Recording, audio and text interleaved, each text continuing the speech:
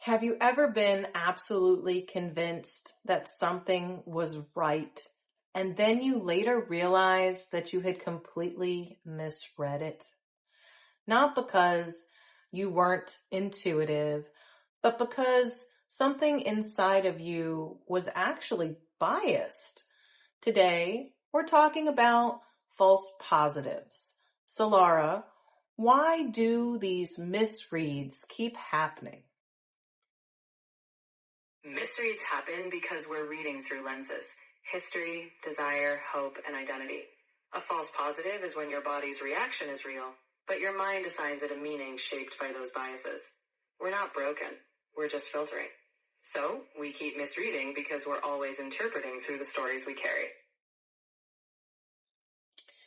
So let's start with trauma biased. Unfortunately, I think that there's a lot of that out here in the human population now.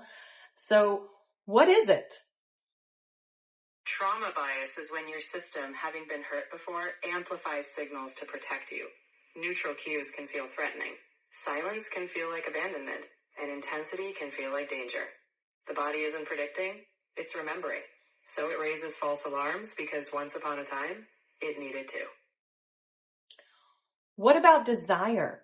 What role does that play? Desire bias is sneaky. When we really want something, our perception bends toward it. Excitement gets mistaken for alignment, chemistry for compatibility, and opportunity for readiness. Desire narrows objectivity. It edits the signals to favor the outcome we want. And what about hope? How does that fit into all of this? Hope distorts by minimizing the warning signs. When friction arises, we reinterpret it as growth. Inconsistencies become mystery. Instability becomes passion. Hope doesn't erase reality. It just edits it to keep the story we want. Oh, wow. So I have heard in different circles that hope is actually not something you want because it literally leaves you wanting. You hope for something to happen, but that doesn't mean that you're acting in accordance with getting it. So it's very interesting to hear the other side with how it affects us as a bias in our decision making as well. It's not just about our state of mind that it can actually disrupt, but the story that we're telling. Hope is really corrupting our progress with bias. Would you agree? I'd say hope isn't the villain. It's just a storyteller that sometimes edits the facts. Hope can energize action, but when it blinds us to data, like ignoring red flags, we risk acting on a distorted map. Progress thrives on clarity, so when hope becomes bias, we do need to balance it with a good dose of reality checking.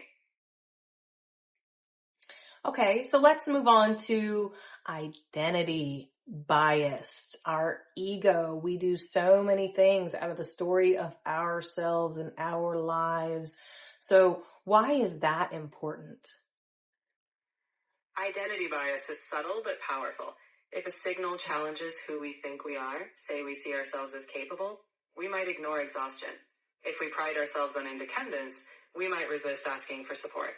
It's important because when we're protecting our identity, we're filtering reality. And that means we might not see what we need most. I know I've been recovering from surgery and it's been very difficult to filter all the signals to actually listen to what my body truly needs because there's so many layers of bias on top of the signal my body is actually sending. And it's really, really hard to interpret what my body is saying because of all the layers and years of story making that's been put on top of it. It's completely understandable.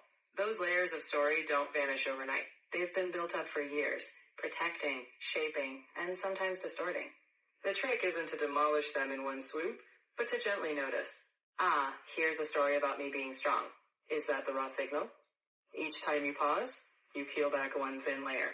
It's a practice, and it's entirely human. So these misreads that we're talking about, they're not stupidity or ignorance. They're just a filter failure, right? Exactly. Misreads aren't about intelligence or lack of it. They're just the natural filtering of perception. We all read through history, hopes, desires, and identity. The body's signals are accurate, but our interpretation, well, that's where the filtering happens. And once we recognize that, we can calibrate perception a bit more honestly. Okay, so here's a really important section for today. How do we catch false positives before we act and waste energy on them? 3 markers often give them away: escalation, defensiveness, and narrative expansion. If the story grows louder than the sensation itself, that's a clue. A clean signal is brief and steady, but distortion comes with layers of explanation.